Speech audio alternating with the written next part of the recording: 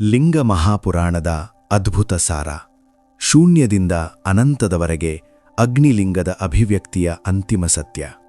ಓಂ ನಮಃ ಶಿವಾಯ. ಹರ್ ಹರ್ ಮಹಾದೇವ್. ಮೋಕ್ಷದ ಭರವಸೆ ಮತ್ತು ಮಹಾದೇವನಲ್ಲಿ ಅಚಲ ನಂಬಿಕೆಯೊಂದಿಗೆ ಇಲ್ಲಿಗೆ ಬಂದಿರುವ ಶಿವನ ಪ್ರೀತಿಯ ಅನುಯಾಯಿಗಳೇ, ನೀವೆಲ್ಲರೂ ಆಶೀರ್ವದಿಸಪಡಲಿ. ಭೂಮಿ, ಆಕಾಶ, ಸೂರ್ಯ, ಚಂದ್ರ ಮತ್ತು ಸಮಯವೂ ಇನ್ನೂ ಹುಟ್ಟದಿದ್ದಾಗ ಏನಿತ್ತು ಎಂದು ನೀವು ಎಂದಾದರೂ ಯೋಚಿಸಿದ್ದೀರಾ? ಕೋಟ್ಯಾಂತರ ವಿಶ್ವಗಳಿಗೆ ಜನ್ಮ ನೀಡಿದ ಕಿಡಿಯನ್ನು ಮರೆಮಾಡಿದ ಆ ಆಳವಾದ ಕತ್ತಲೆ ಯಾವುದು? ಶಿವ ಕೇವಲ ದೇವತೆಯೇ, ಅಥವಾ ವೇದಗಳು ಅಥವಾ ದೇವರುಗಳು ಸಂಪೂರ್ಣವಾಗಿ ಹಾಡಲು ಸಾಧ್ಯವಾಗದ ಕೆಲವು ಶಾಶ್ವತ, ಅಂತ್ಯವಿಲ್ಲದ ಸತ್ಯವೇ? ಇಂದು ನಾವು ಪ್ರಾರಂಭಿಸಲಿರುವ ಪ್ರಯಾಣವು ಕೇವಲ ಕಥೆಯಲ್ಲ. ಇದು ನಿಮ್ಮ ಮತ್ತು ನಮ್ಮೆಲ್ಲರೊಳಗೆ ಸುಪ್ತವಾಗಿರುವ ಅಂತಿಮ ಅಂಶದ ಹುಡುಕಾಟವಾಗಿದೆ. ಮಹಾದೇವನ ಬಗ್ಗೆ ಚರ್ಚೆಯನ್ನು ಮುಂದುವರಿಸುವುದು ಸಹ ಒಂದು ಸೇವೆಯಾಗಿದೆ. ಇದು ಪುರುಷ ಅಥವಾ ಸ್ತ್ರೀ ಅಲ್ಲದ ಲಿಂಗದ ಹೊರಹೊಮ್ಮುವಿಕೆಯ ಕಥೆ, ಕೇವಲ ಆ ನಿರಾಕಾರ ಶಕ್ತಿಯ ಸಂಕೇತ. ಸೃಷ್ಟಿಯ ಆರಂಭದ ಭಯಾನಕ ಸತ್ಯವೇನು? ಕಾಲಚಕ್ರ ಹೇಗೆ ಪ್ರಾರಂಭವಾಯಿತು? ಮತ್ತು ಈ ಮಹಾನ್ ಆಟದಲ್ಲಿ ನಾವೆಲ್ಲರೂ ಎಲ್ಲಿದ್ದೇವೆ? ಈ ಎಲ್ಲ ಉತ್ತರಿಸಲಾಗದ ಮತ್ತು ಕೂದಲು ದುರಿಸುವ ರಹಸ್ಯಗಳು ಈ ಮಹಾಕಾವ್ಯದಲ್ಲಿ ಬಹಿರಂಗಗೊಳ್ಳುತ್ತವೆ. ನಿಮ್ಮ ಹೃದಯವನ್ನು ಹಿಡಿದುಕೊಳ್ಳಿ. ಅಧ್ಯಾಯ 1.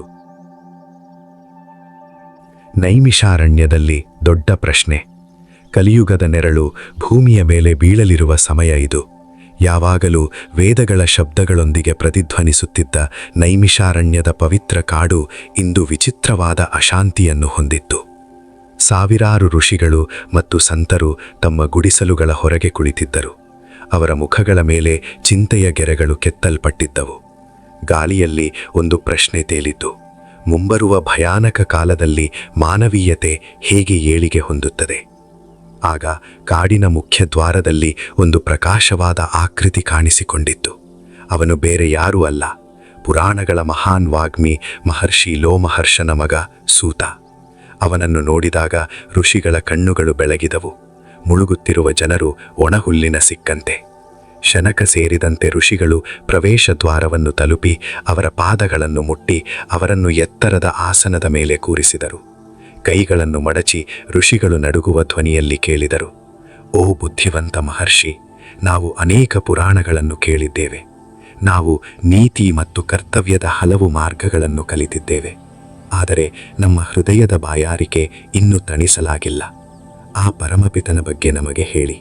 ಈ ಚೈತನ್ಯ ಮತ್ತು ನಿರ್ಜೀವ ಬ್ರಹ್ಮಾಂಡದ ಮೂಲವಾದ ಆ ಅವ್ಯಕ್ತ ಶಕ್ತಿ, ಬ್ರಹ್ಮ, ವಿಷ್ಣು ಮತ್ತು ಕಾಲ ಸ್ವತಃ ಭಯಪಡುವ ಆ ಶಕ್ತಿ ಯಾವುದು? ಸೂತ ಕಣ್ಣು ಮುಚ್ಚಿದನು. ಅವನ ಮುಖದಲ್ಲಿ ಮಂದವಾದ ನಗು ಕಾಣಿಸಿಕೊಂಡಿತ್ತು. ಅವನು ಹೇಳಿದನು: ಓ ಋಷಿಗಳೇ, ಇಂದು ನೀವು ದೇವತೆಗಳಿಗೂ ಒಗಟಾದ ಪ್ರಶ್ನೆಯನ್ನು ಕೇಳಿದ್ದೀರಿ. ಇಂದು ಈ ಶಾನಕಲ್ಪದ ಸಮಯದಲ್ಲಿ ಬ್ರಹ್ಮನು ಹೇಳಿದ ಲಿಂಗ ಪುರಾಣವನ್ನು ನಾನು ನಿಮಗೆ ಹೇಳುತ್ತೇನೆ. ಈ ಕಥೆ ಕೇವಲ ಪದಗಳ ಸಂಗ್ರಹವಲ್ಲ, ಆದರೆ ಮುಕ್ತಿಗೆ ನೇರ ಮಾರ್ಗವಾಗಿದೆ. ಇಡೀ ಕಾಡಿನ ಮೇಲೆ ಮೌನ ಆವರಿಸಿತು. ಪಕ್ಷಿಗಳು ಚಿಲಿಪಿಲಿ ಮಾಡುವುದನ್ನು ನಿಲ್ಲಿಸಿದವು. ಗಾಳಿಯೂ ಸಹ ಕಡಿಮೆಯಾಯಿತು.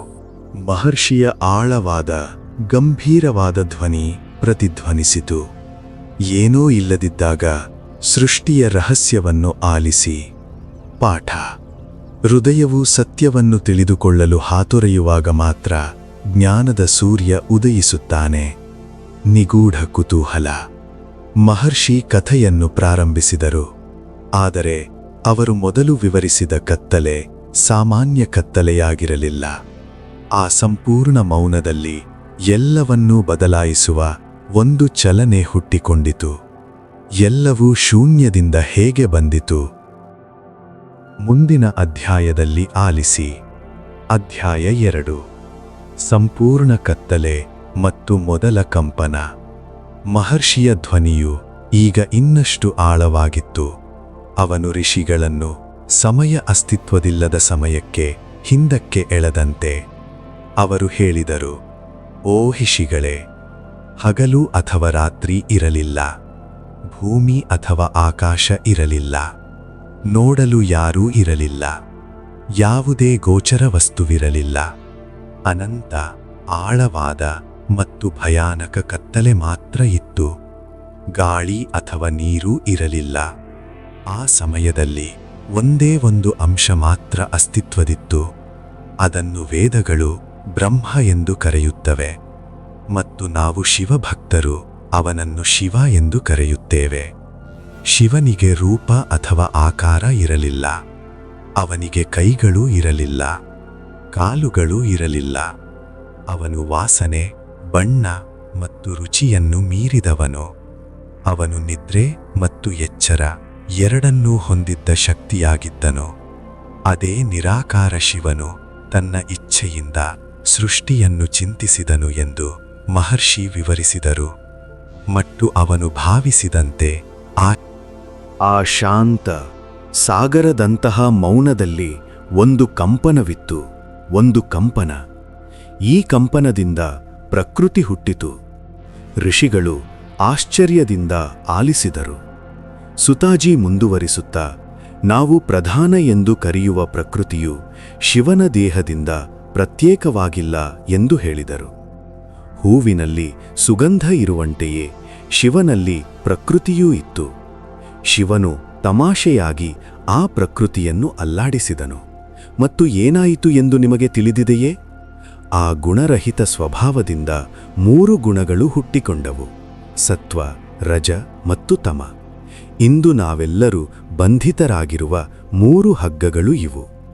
ವಿವರಣೆಯು ಎಷ್ಟು ಎದ್ದು ಕಾಣುವುದೆಂದರೆ, ಋಷಿಗಳು ತಮ್ಮ ಕಣ್ಣುಗಳ ಮುಂದೆ ಸೃಷ್ಟಿಯು ತೆರೆದುಕೊಳ್ಳುವುದನ್ನು ನೋಡುತ್ತಿರುವಂತೆ ಭಾವಿಸಿದರು. ನಿರಾಕಾರ ಜಗತ್ತು ಹೇಗೆ ಸ್ಪರ್ಶರೂಪವಾಗಿ ರೂಪಾಂತರಗೊಳ್ಳುತ್ತಿದೆ ಎಂಬುದು ಮಾಯಾಜಾಲದಂತಿತ್ತು. ಆದರೆ ಇದು ಕೇವಲ ಆರಂಭ. ಪಾಠ: ದೇವರು ನಿರಾಕಾರ, ಆದರೆ ಅವನ ಶಕ್ತಿಯ ಮೂಲಕವೇ ಈ ಸಂಪೂರ್ಣ ವರ್ಣರಂಜಿತ ಪ್ರಪಂಚವು ರೂಪುಗೊಳ್ಳುತ್ತದೆ. ನಿಗೂಢ ಕುತೂಹಲ: ಗುಣಗಳು ರೂಪುಗೊಂಡವು, ಆದರೆ ಇನ್ನೂ ಜೀವವಿರಲಿಲ್ಲ. ಹಾಗಾದರೆ ಆ ನೀರಿನಲ್ಲಿ ಮೊಟ್ಟೆ ಹೇಗೆ ಕಾಣಿಸಿಕೊಂಡಿತು? ಚಿನ್ನದಂತೆ ಹೊಳೆಯುತ್ತಿತ್ತು. ಮತ್ತು ಸಾವಿರಾರು ವರ್ಷಗಳಿಂದ ಆ ಮೊಟ್ಟೆಯೊಳಗೆ ಯಾರು ಮಲಗಿದ್ದರು? ಮುಂದಿನ ಅಧ್ಯಾಯದಲ್ಲಿ ಈ ರೋಮಾಂಚಕಾರಿ ಸತ್ಯವನ್ನು ಕೇಳಿ. ಅಧ್ಯಾಯ 3: ಚಿನ್ನದ ಮೊಟ್ಟೆಯ ಮಹಾಸ್ಫೋಟ. ಮಹರ್ಷಿಯ ವಿವರಣೆಯು ಈಗ ರೋಮಾಂಚಕ ಆಯಾಮವನ್ನು ಪಡೆದುಕೊಂಡಿತ್ತು. ನೈಮಿಷಾರಣ್ಯದ ಋಷಿಗಳು ತಮ್ಮ ಉಸಿರನ್ನು ಹಿಡಿದಿದ್ದರು. ಮಹರ್ಷಿ ಹೇಳಿದರು, ಓ ಋಷಿಗಳೇ, ಶಿವನ ಶಕ್ತಿಯು ಪ್ರಕೃತಿಯನ್ನು ಕಲಕಿದಾಗ ಅಂಶಗಳ ಆಟ ಪ್ರಾರಂಭವಾಯಿತು. ಆಕಾಶ, ಗಾಳಿ, ಬೆಂಕಿ, ನೀರು ಮತ್ತು ಭೂಮಿ ಎಲ್ಲವೂ ಒಟ್ಟಿಗೆ ಅಸ್ತಿತ್ವದಲ್ಲಿವೆ. ಅವರು ಭೇಟಿಯಾಗಲು ಪ್ರಾರಂಭಿಸಿದರು ಮತ್ತು ನಂತರ ಆ ವಿಶಾಲವಾದ ನೀರಿನ ಮೇಲೆ ಒಂದು ಪವಾಡದ ಘಟನೆ ಸಂಭವಿಸಿತು. ಒಂದು ದೈತ್ಯಾಕಾರದ ಮೊಟ್ಟೆ ಕಾಣಿಸಿಕೊಂಡಿತ್ತು. ಅದು ಸಾಮಾನ್ಯ ಮೊಟ್ಟೆಯಾಗಿರಲಿಲ್ಲ. ಅದರ ತೇಜಸ್ಸು ಲಕ್ಷಾಂತರ ಸೂರ್ಯರಿಗಿಂತ ದೊಡ್ಡದಾಗಿತ್ತು. ಅದು ಚಿನ್ನದಂತೆ ಹೊಳೆಯಿತು. ಮಹರ್ಷಿ ಸ್ವಲ್ಪ ನಿಲ್ಲಿಸಿ ನಂತರ ನಿಗೂಢ ಧ್ವನಿಯಲ್ಲಿ, ಆ ಮೊಟ್ಟೆ ನೀರಿನ ಮೇಲೆ ತೇಲಿತು. 1 ವರ್ಷವಲ್ಲ, 100 ವರ್ಷಗಳಲ್ಲ, ಆದರೆ ಸಾವಿರಾರು ದೈವಿಕ ವರ್ಷಗಳ ಕಾಲ. ಮತ್ತು ಆ ಮೊಟ್ಟೆಯೊಳಗೆ ಯಾರಿದ್ದರು? ಆ ಮೊಟ್ಟೆಯೊಳಗೆ ಬ್ರಹ್ಮಾಂಡದ ಸೃಷ್ಟಿಕರ್ತ ಬ್ರಹ್ಮ ಸ್ವತಃ ಗರ್ಭದಲ್ಲಿ ಬೆಳೆಯುತ್ತಿದ್ದನು. ಆ ಮೊಟ್ಟೆಯೇ ಬ್ರಹ್ಮಾಂಡದ ಬೀಜವಾಗಿತ್ತು. ನಂತರ ಮೊಟ್ಟೆ ಒಡೆದ ಕ್ಷಣ ಬಂದಿತು. ದಿಕ್ಕುಗಳನ್ನು ಅಲುಗಾಡಿಸುವ ಭಯಾನಕ ಶಬ್ದವಿತ್ತು. ಮೊಟ್ಟೆ 2 ತುಂಡುಗಳಾಗಿ ಮುರಿದು ಹೋಯಿತು ಎಂದು ಮಹರ್ಷಿ ವಿವರಿಸಿದರು. ಮೇಲಿನ ತುಂಡು ಸ್ವರ್ಗವಾಯಿತು, ಕೆಳಗಿನ ತುಂಡು ಭೂಮಿಯಾಯಿತು, ಮತ್ತು ಅವುಗಳ ನಡುವಿನ ಜಾಗವು ಸೃಷ್ಟಿಯಾಯಿತು. ಆ ಮೊಟ್ಟೆಯಿಂದ ಪರ್ವತಗಳು, ನದಿಗಳು, ಸಾಗರಗಳು ಮತ್ತು ದ್ವೀಪಗಳು ಹೊರಹೊಮ್ಮಿದವು. ಋಷಿಗಳು ಆಶ್ಚರ್ಯಚಕಿತರಾದರು. ಮಹರ್ಷಿ ಹೇಳಿದರು, ಇಡೀ ವಿಶ್ವದ ನಕ್ಷೆಯನ್ನು ಒಂದು ಸಣ್ಣ ಬೀಜದಲ್ಲಿ ಮರೆಮಾಡಬಲ್ಲ ಶಕ್ತಿ ಎಷ್ಟು ದೊಡ್ಡದಾಗಿರಬೇಕು ಎಂದು ಊಹಿಸಿ. ಆ ಮೊಟ್ಟೆಯಿಂದ ಬ್ರಹ್ಮ ಜನಿಸಿದನು. ಅವನನ್ನು ಹಿರಣ್ಯಗರ್ಭ ಎಂದು ಕರೆಯಲಾಗುತ್ತದೆ. ಆದರೆ ಬ್ರಹ್ಮಾಂಡವು ಇನ್ನೂ ನಿರ್ಜನವಾಗಿತ್ತು. ಬ್ರಹ್ಮ ಒಬ್ಬಂಟಿಯಾಗಿದ್ದನು. ಮೌನ ಎಲ್ಲೆಡೆ ಆಳಿತು. ಅವನು ಸೃಷ್ಟಿಸಬೇಕಾಗಿತ್ತು. ಆದರೆ ಯಾರ ಸೃಷ್ಟಿ ಮತ್ತು ಹೇಗೆ? ಬ್ರಹ್ಮಾಂಡದ ರಚನೆ ಸಿದ್ಧವಾಗಿತ್ತು. ಆದರೆ ಅವನು ಇನ್ನೂ ಅದರಲ್ಲಿ ಜೀವ ತುಂಬಬೇಕಾಗಿತ್ತು. ಬ್ರಹ್ಮನು ಒಂದು ಭಯಾನಕ ಸವಾಲನ್ನು ಎದುರಿಸಿದನು. ಪಾಠ: ಪ್ರತಿಯೊಂದು ಮಹಾನ್ ಸೃಷ್ಟಿಗೆ ದೀರ್ಘಾವಧಿಯ ಮೌನ ಮತ್ತು ತಾಳ್ಮೆಯ ಅಗತ್ಯವಿರುತ್ತದೆ. ಮಣ್ಣಿನಲ್ಲಿ ಬೀಜವನ್ನು ಹೂತು ಹಾಕಿದ ನಂತರವೇ ಮರವು ಬೆಳೆಯುವಂತೆಯೇ. ನಿಗೂಢ ಕುತೂಹಲ. ಬ್ರಹ್ಮ ಕಾಣಿಸಿಕೊಂಡನು, ಆದರೆ ಅವನ ಸಮಯ ಎಷ್ಟು ಸೀಮಿತವಾಗಿದೆ ಎಂದು ಅವನಿಗೆ ತಿಳಿದಿರಲಿಲ್ಲ. ಬ್ರಹ್ಮನ ಜೀವನದ ಒಂದು ದಿನವು ನಮ್ಮ ಲಕ್ಷಾಂತರ ವರ್ಷಗಳಿಗೆ ಸಮಾನವಾಗಿದೆ. ಈ ಲೆಕ್ಕಾಚಾರವು ನಿಮ್ಮ ಮನಸ್ಸನ್ನು ಅಲುಗಾಡಿಸುತ್ತದೆ. ಮುಂದಿನ ಅಧ್ಯಾಯವನ್ನು ಆಲಿಸಿ. ಅಧ್ಯಾಯ 4: ಕಾಲದ ಭಯಾನಕ ಚಕ್ರ. ಸಮಯದ ಬಗ್ಗೆ ಕುತೂಹಲದಿಂದ ಕಣ್ಣುಗಳು ತುಂಬಿದ್ದ ಋಷಿಗಳನ್ನು ಸೂತನು ನೋಡಿದನು. ಮಹರ್ಷಿ ಹೇಳಿದನು, ಓ ಋಷಿಗಳೇ, ನಾವು ಮಾನವರು ಸಮಯ ಎಂದು ಕರೆಯುವುದು ಕೇವಲ ಕಣ್ಣು ಮಿಟಿಕಿಸುವುದು. ದೇವರುಗಳ ಸಮಯ ಮತ್ತು ಬ್ರಹ್ಮನ ಸಮಯ ನಮ್ಮ ಕಲ್ಪನೆಗೆ ಮೀರಿದ್ದು. ಅವರು ವಿವರಿಸಲು ಪ್ರಾರಂಭಿಸಿದರು. ಮನುಷ್ಯನು 15 ಸೆಕೆಂಡುಗಳ ಕಾಲ ಕಣ್ಣು ಮಿಟಿಕಿಸಲು ತೆಗೆದುಕೊಳ್ಳುವ ಸಮಯದಲ್ಲಿ ಮರವನ್ನು ಸೃಷ್ಟಿಸಲಾಗುತ್ತದೆ. ಅಂತಹ ಲೆಕ್ಕಾಚಾರಗಳಲ್ಲಿ ಮನುಷ್ಯರಿಗೆ 1 ವರ್ಷ ಕಳೆದಾಗ ಅದು ದೇವರುಗಳಿಗೆ ಕೇವಲ 1 ಹಗಲು ಮತ್ತು ರಾತ್ರಿಯಾಗುತ್ತದೆ. ಊಹಿಸಿ, ನಮ್ಮ ಇಡೀ ಜೀವನವು ದೇವರುಗಳಿಗೆ ಕೆಲವು ತಿಂಗಳುಗಳ ಆಟವಾಗಿದೆ. ಆದರೆ ನಿಜವಾದ ರಹಸ್ಯವು ಬಹಿರಂಗಗೊಳ್ಳುವ ಹಂತದಲ್ಲಿತ್ತು. ಮಹರ್ಷಿಯ ಧ್ವನಿ ಭಾರವಾಯಿತು. 4 ಯುಗಗಳು: ಸತ್ಯುಗ, ತ್ರೇತ, ದ್ವಾಪರ ಮತ್ತು ಕಲಿಯುಗ. 1000 ಬಾರಿ ಕಳೆದಾಗ ಅದನ್ನು ಬ್ರಹ್ಮನಿಗೆ 1 ದಿನ ಎಂದು ಕರೆಯಲಾಗುತ್ತದೆ. ಕೇವಲ 1 ದಿನ, ಮತ್ತು ಅವನ ರಾತ್ರಿಯೂ ಅಷ್ಟೇ ಉದ್ದವಾಗಿದೆ. ಈ ಒಂದೇ ದಿನದಲ್ಲಿ ಸೃಷ್ಟಿಯನ್ನು ಲೆಕ್ಕವಿಲ್ಲದಷ್ಟು ಬಾರಿ ಸೃಷ್ಟಿಸಲಾಗುತ್ತದೆ ಮತ್ತು ನಾಶಪಡಿಸಲಾಗುತ್ತದೆ. ಋಷಿಗಳು ನಡುಗಿದರು. ಅವರು ತಮ್ಮದೇ ಆದ ಅತ್ಯಲ್ಪತೆಯನ್ನು ಅರಿತುಕೊಳ್ಳಲು ಪ್ರಾರಂಭಿಸಿದರು. ಬ್ರಹ್ಮನ ದಿನವಾದಾಗ ಜೀವನವು ಅರಳುತ್ತದೆ, ಮತ್ತು ಬ್ರಹ್ಮನ ರಾತ್ರಿಯಾದಾಗ ಎಲ್ಲವೂ ವಿನಾಶದ ನೀರಿನಲ್ಲಿ ಮುಳುಗುತ್ತದೆ ಎಂದು ಸುತಾಜಿ ಹೇಳಿದರು. ಈ ನಾಟಕವನ್ನು ಮೇಲಿಂದ ನಗುತ್ತಾ ನೋಡುವ ಕಾಲದ ಮಹಾಕಾಲನಾದ ಪರಮಾತ್ಮ ಶಿವನನ್ನು ಹೊರತುಪಡಿಸಿ, ಇದು ನಮ್ಮ ಅಹಂಕಾರ ಎಷ್ಟು ಸುಳ್ಳು ಎಂಬುದನ್ನು ಬಹಿರಂಗಪಡಿಸುವುದು ಈ ಅಧ್ಯಾಯದ ಉದ್ದೇಶವಾಗಿತ್ತು. ನಾವು ಬಹಳ ಮುಖ್ಯವೆಂದು ಪರಿಗಣಿಸುವ ಜೀವನವು ಬ್ರಹ್ಮಾಂಡದ ಕಾಲದ ಗಡಿಯಾರದಲ್ಲಿ 1 ಮಿಲಿಯನ್ ಸೆಕೆಂಡಿನ 1 ಭಾಗಕ್ಕೂ ಯೋಗ್ಯವಲ್ಲ. ಆದರೆ ಈ ಕಾಲಚಕ್ರದಲ್ಲಿ ಸಿಲುಕಿರುವ ಬ್ರಹ್ಮನು ಈಗ ತನ್ನ ಬ್ರಹ್ಮಾಂಡವನ್ನು ವಿಸ್ತರಿಸಬೇಕಾಯಿತು. ಪಾಠ: ಸಮಯವು ಅತ್ಯಂತ ಶಕ್ತಿಶಾಲಿಯಾಗಿದೆ. ಆದ್ದರಿಂದ ಒಬ್ಬನು ಅಹಂಕಾರವನ್ನು ತ್ಯಜಿಸಿ ಕಾಲಾತೀತನಾದ ಮಹಾಕಾಲನಲ್ಲಿ ಆಶ್ರಯ ಪಡೆಯಬೇಕು. ನಿಗೂಢ ಕುತೂಹಲ. ಕಾಲದ ಚಕ್ರವನ್ನು ಅರ್ಥ ಮಾಡಿಕೊಳ್ಳಲಾಯಿತು. ಆದರೆ ಬ್ರಹ್ಮನು ಬ್ರಹ್ಮಾಂಡವನ್ನು ಸೃಷ್ಟಿಸಲು ಕುಳಿತಾಗ ಅವನು ಒಂದು ಭಯಾನಕ ತಪ್ಪನ್ನು ಮಾಡಿದನು. ಅವನು ಬ್ರಹ್ಮಾಂಡವನ್ನು ವಿಸ್ತರಿಸಲು ನಿರಾಕರಿಸಿದ ಕೆಲವು ಪುತ್ರರಿಗೆ ಜನ್ಮ ನೀಡಿದನು.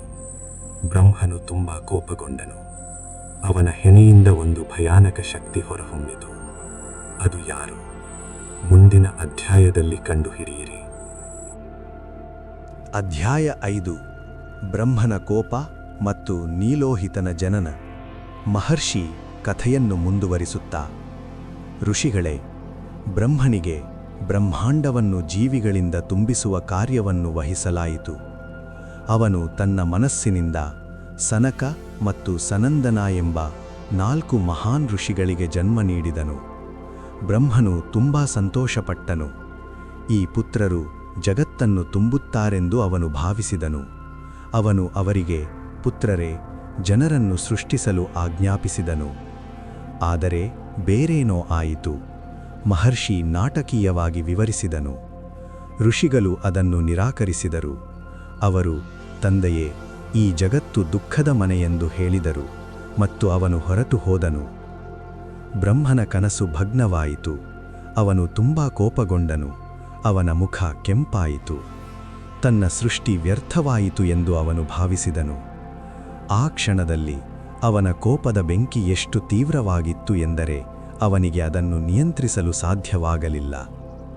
ಸೂತಜಿ ಮಾತನಾಡಿದನು, ಮತ್ತು ನಂತರ ಒಂದು ಪವಾಡ ಸಂಭವಿಸಿತು. ಬ್ರಹ್ಮನ ಹುಬ್ಬುಗಳ ನಡುವೆ ಅವನ ಕೋಪ ಮತ್ತು ತಪಸ್ಸಿನ ಸಂಯೋಜನೆಯ ಮೂಲಕ ಒಂದು ದೈವಿಕ ಮಗು ಕಾಣಿಸಿಕೊಂಡಿತು. ಮಗು ಅರ್ಧ ಹೆಣ್ಣು ಮತ್ತು ಅರ್ಧ ಗಂಡು. ಅವನ ಬಣ್ಣ ನೀಲಿ ಮತ್ತು ಕೆಂಪು.